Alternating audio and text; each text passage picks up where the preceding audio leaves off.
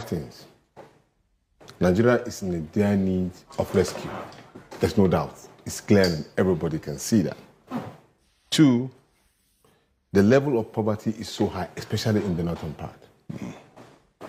3, democracy has been deliberately put in danger by this government.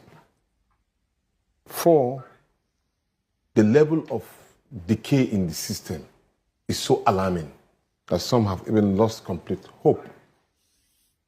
When you look at the issue of economy of the country, it's so much left to be desired. There was a shop we used to barb our head some couple of weeks ago. It has closed up because there's no business.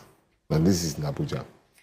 And when you look at the man, Peter Obi, he has always been interested in these areas of needs of the Nigerian people. In fact, sometimes the nomadic nature of the man scares me. Sometimes you see him in Cambridge, you see him in Akwa Ibom, you see him in Maiduguri, you see him in Zamfara, where the killing is so huge, and he traveled by roads. Those are the things of concerns to His Excellency Peter Obi. And he said, look, let's hit the road.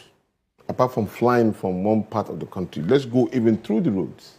And you are all witness to what happened to him on his way to Benue State. Just for him to visit the IDK camps, to see the people in their dire needs. And of course, the governor, who was scared to receive such a person, refused him entry. He has to even turn back. To a point I always ask him, His Excellency, all of this danger that we face, he said, well, you can't run away because the people need you. And you must be there for the people. That's why he's always there. And that is the crux of the matter. Of synergizing with the people. Not left, right, and center, south, east, west. Meet with the people.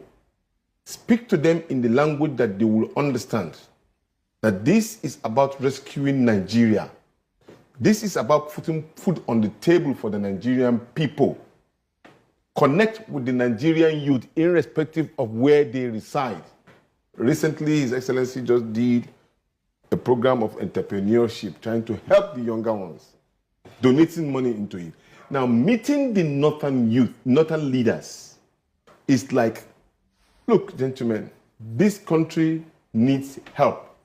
How do we connect with each other? And I must say here, there's been a tremendous relationship between His Excellency Peter Obi and the northern part of this country. That is a connect that is needed. So what you are seeing is a coming together of Nigerians thinking alike, trying to find solution to the problems of the country, and said, look, how do we get Nigerians out of this wood?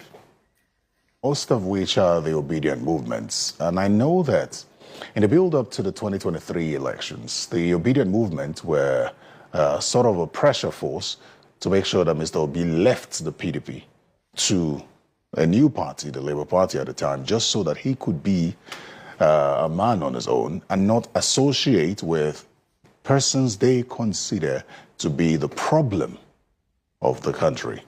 Those are the kind of people he's meeting with now.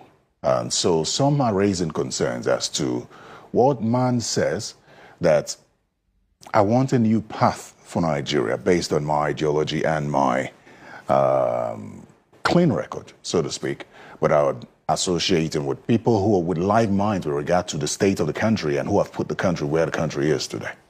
See, the politics of Mr. Peter Obi is quite distinct. It's not the conventional way of politics that people think. Have you ever seen Mr. Peter Obi abusing anybody?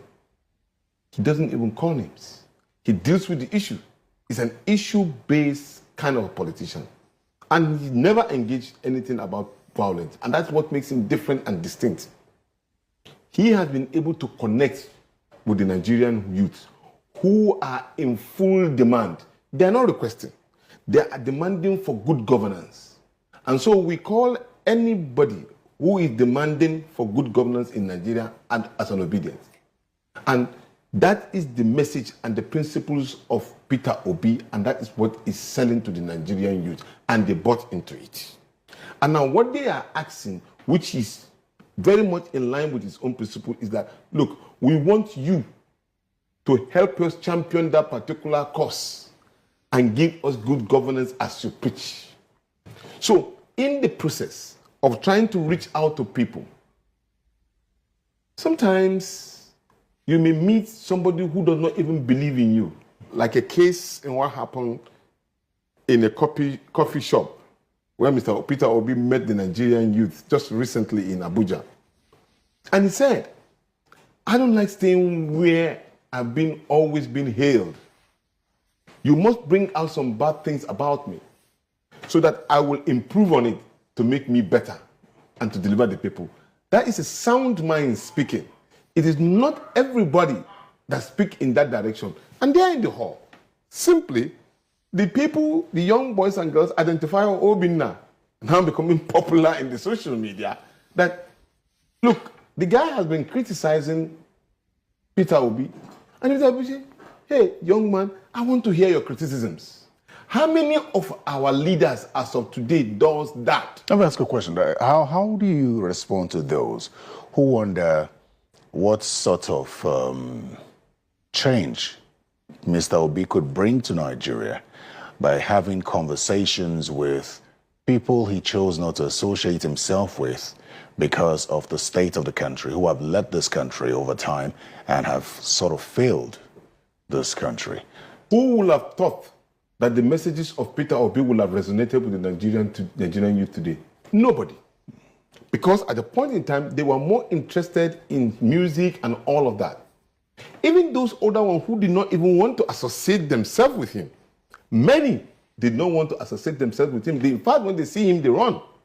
But today, he's one of the most requested politicians in Nigeria, just like you said, because he's been able to take care of the negative thinking of those particular persons and return it into a positive energy. And that is what we should be able to do. And that's what he has been able to do as a person. With all due respect, what is the correctional center for?